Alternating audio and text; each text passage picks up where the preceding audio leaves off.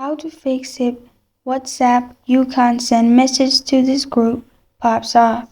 Hi everyone, I'm here to assist you today without any delay. Let's jump right in. First, open WhatsApp on your device. Make sure you're logged into your account. Click on the group chat where you see you can't send message.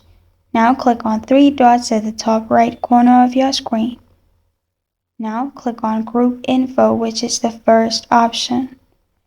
After you do that, in here scroll down to Members and find Group Members. In Group Members, you'll find Group Admin. Simply message Group Admin to re-add you in that group. If it works, another thing what you can do is open Play Store, search WhatsApp and update your device.